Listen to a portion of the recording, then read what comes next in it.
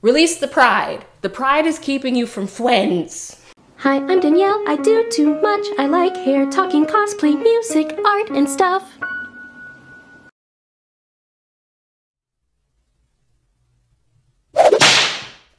This video is sponsored by me and my patrons on Patreon. Thank you so much to all the wonderful people who are directly supporting the channel.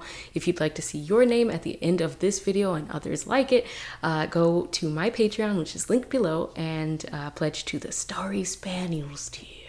So, if you ever see me in real life, by the way, come say hi. And also a special shout out to Venitra and Macy. The thing is going well. Those who are newer to the channel might not know, but I have a quite popular series from the past on here called Surviving Your 20s, where I, a non-professional, gives you big sister advice. I would like to bring it back. My cowl neck isn't showing, and I want it to show. I want everyone to know I have a cowl neck. Cowl. Cower in front of my cowl. So, Fweinds. What are they? I am by no means an expert. I'm not what? A counselor, a therapist, a psychiatrist, or a psychologist. But I'm what? An adult with hindsight. Who cares?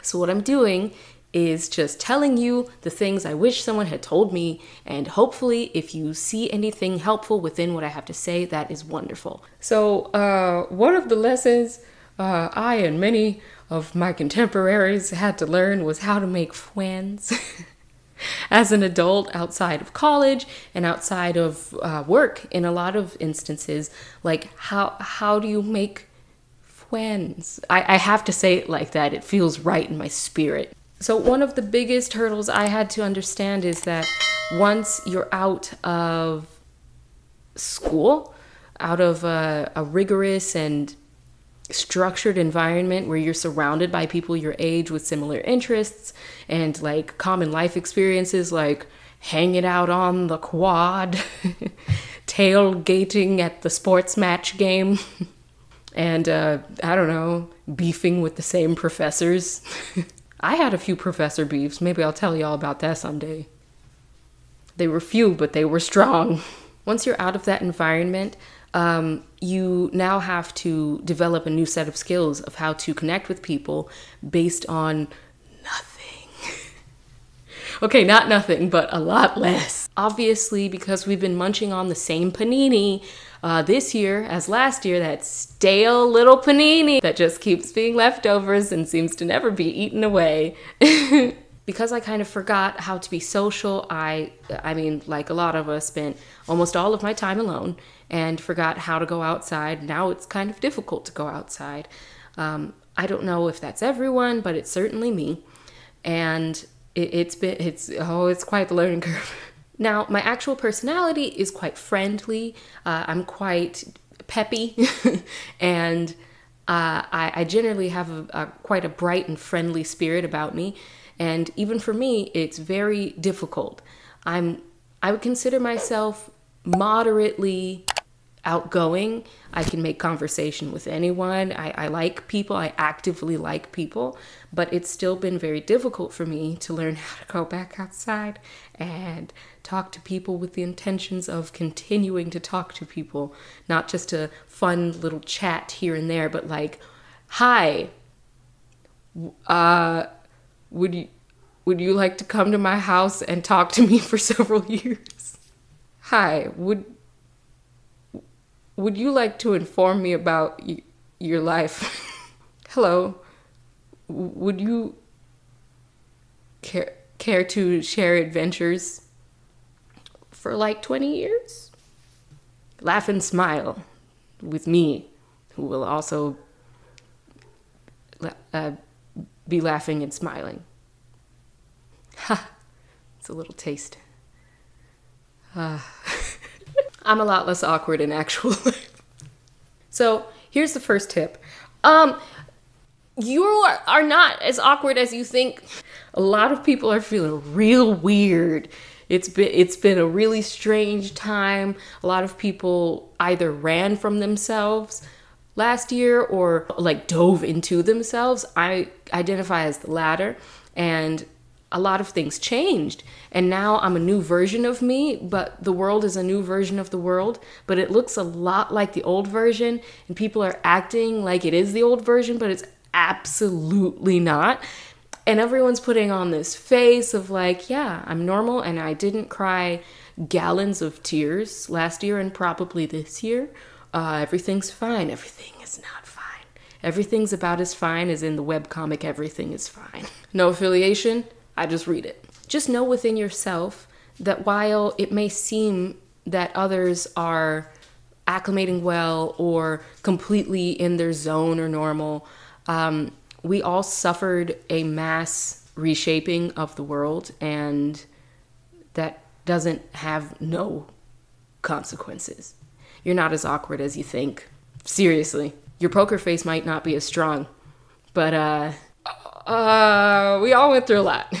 Don't forget that, okay? Now, another awkward thing is that at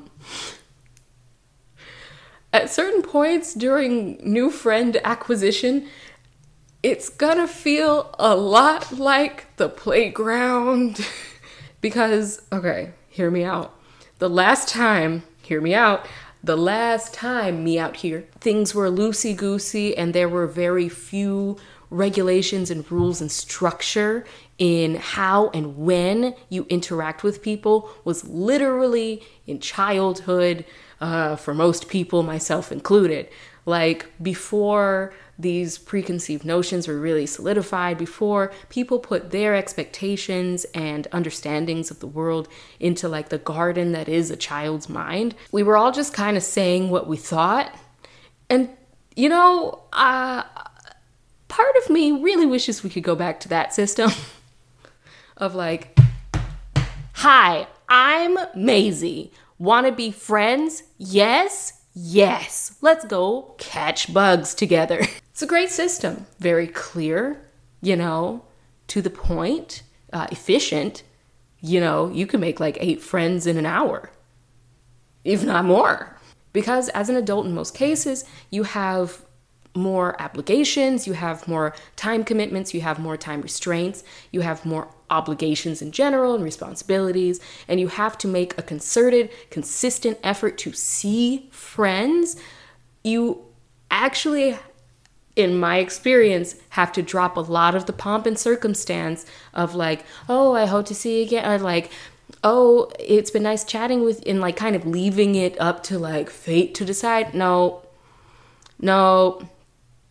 Literally, the latest friend I have made, we literally said to each other, hey, do you want to be friends? And I was like, yeah. And then we exchanged numbers and we went to brunch this past weekend. Release the pride. The pride is keeping you from Fweinds. Clarity is really important in all relationships, platonic included. And I find that when I shed my pride and allowed myself to be vulnerable and feel kind of like a 6-year-old, things worked out a lot better. Now, I haven't asked everyone straight up if they want to be friends. If we have a really great conversation and we click very well, I'll say something along the lines of, so I'm kind of new to this area, which I am. And I'm looking to really hang out with people and make cool friends. And you seem like a pretty cool friend. And that, you know, so far, so great. Now I have had a miss or two, and that's okay. I'm not going to sugarcoat things. I've seen that person again out in the wild, and they've put out some red flags, and I am not interested in being their friend. So that is an excellent segue into my next point. But to wrap this up, don't be discouraged when like a blossoming friendship doesn't happen right away. You know, there are levels to friendship, there are levels to relationships. You know, not everyone can be your best friend. Not everyone can be your good friend. Sometimes you just have casual friends, and that's okay. And sometimes it's just not a fit, and that's okay. If something doesn't fit, that means that you're a person. Not everything's gonna work. Good for you. You have an identity. Now, some dubious things in friendship acquisition. Sometimes people, sometimes, remember what I said, that sometimes people run from themselves last year? I'm just saying that a lot of times we talk about red flags in romantic relationships or in dating and things like that. But it is important to look out for red flags in a fledgling friendship. Might need to get those wings snipped. I was out on my friendship acquisition mode. I later saw that person again before we had started really hanging out or like establishing like a texting rapport of like, haha, isn't this funny? Memes or like, what do you think of this? That kind of thing. I saw that person again. And that person was not ready for the quality of friendship that I am exclusively invested in, or the type of friendship. It's they are not in a space where I really think they're ready for any kind of relationship. Let me I don't want to put anyone on blast, so I will just tell you the red flags. I will not be sharing the story, except maybe on Patreon. Maybe I will on Patreon. I'll think about it. I'll give it a few days and I'll think about it. But this person, it was maybe our third time meeting in the wild. We frequent the same particular place, so I see the same people sometimes not. They have quite a short temper, which is just, I cannot take anyone in my life that has a temper. I do not do well with people who go from 0 to 100 like a flashpoint. I need people who have their own emotions in check. I need people who understand where their anger is coming from and can pinpoint it and talk about it, or even deal with it within themselves if it has nothing to do with me. But this person had quite a short temper.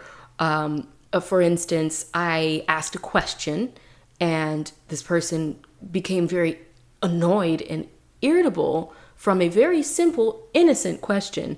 Nothing that was digging into their personal life or like a double-edged sword, nothing like that. Like, this question was on the level of, those are cute shoes, where do you get them?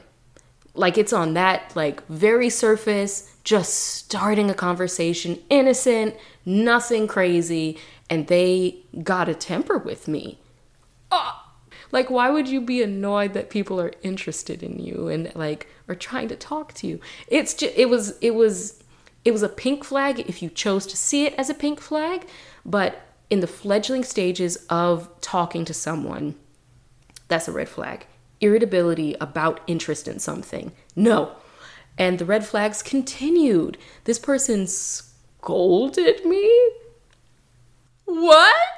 You're not my mom. And in order to explain why this person scolded me, I would have to divulge too much information.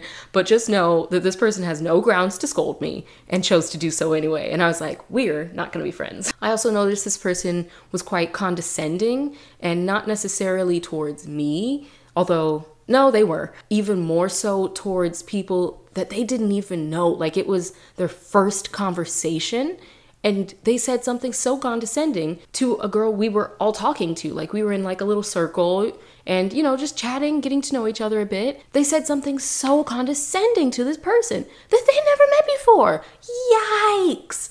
That person needs to work. They need to do some work on themselves. Like, there is so much anger within that person, and insecurity within that person, immaturity within that person.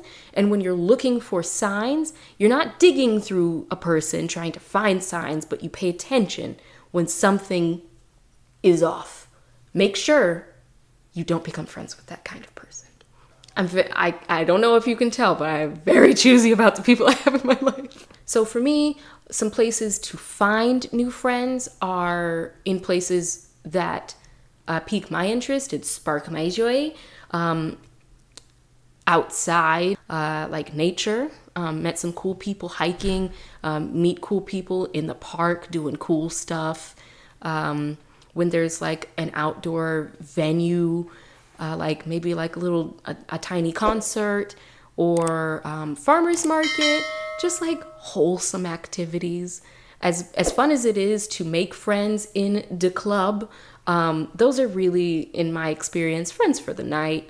You know, you make friends fast, like compliment each other's outfits or whatever, and then you're like friends for the rest of the night. And there's nothing wrong with that. But the kinds of friends I'm looking for are I got this amazing gig, I'm going to call them and talk about it, and they'll support me, and I'll support them with their amazing things. I'm really only interested in high quality friendships. So maybe it can work in the club, but it hasn't revealed itself to be a worthwhile adventure for me. I also noticed that this is like a thing for romantic relationships, but we don't necessarily do this for friendships. I have like friendship ideals. I literally have written down and meditate and focus on like who are the kinds of people I want in my life. And then I internalize that, and I think, what kind of person do I need to become for this kind of person to want to be friends with me too? And some of my friendship ideals are chatty. I can talk. I think we've all noticed I can talk. And I love a person who can also talk. That's the best. I love a 5-hour conversation. It's my favorite. Now, that might not be your thing, but what is? You know, think about what kind of people you want in your life. Because if you just kind of go out without any, not a plan, but like an ideal, how will you put out the energy that others will pick up on? You know what I mean? You have to dress for the job you want. So another ideal is whip smart, very loyal and dedicated, mature. Usually I get along with other highly motivated people, people who are really passionate. I get along with. I'm just thinking about all my Fweinds. Oh, I adore all of my friends. You know who you are. I love you. Oh, another place to meet people is like cool cafes, because I like going to cool cafes, like a themed restaurant or like a beautiful scene, just beautiful places full of gorgeous energy and positive energy, a lot of sunlight with my sunscreen on. Are you wearing sunscreen? Sunscreen linked in the description box below. No affiliate codes. Just buy it to be good to your skin. Anyway, sports leagues, softball, volleyball. I'm not part of any, but I see all of them and it looks like a sports anime. So those are the strongest friendships you can have. Also, you have to put out positive energy. I know it's really scary. For a couple of weeks, actually, when I got into the area I'm in now, I had to practice going outside. I was petrified. I had a lot of anxiety of just going outside. I had been fearful inside for so long, and it's still a little hard to go outside sometimes, but I had to practice not only going outside, but looking strangers in the eye. I had to practice. It was very nerve-wracking for me. Isolation did not... It really did a number on me, to be perfectly frank. So for the first couple of weeks, I practiced looking people in the eye and smiling. And it was hard. It was really hard. As friendly and bubbly as I am, it was very difficult for me to reclaim my spirit, you know? So if you're having trouble, just know that you are not only not the only one, I am one of you. I understand. I get it.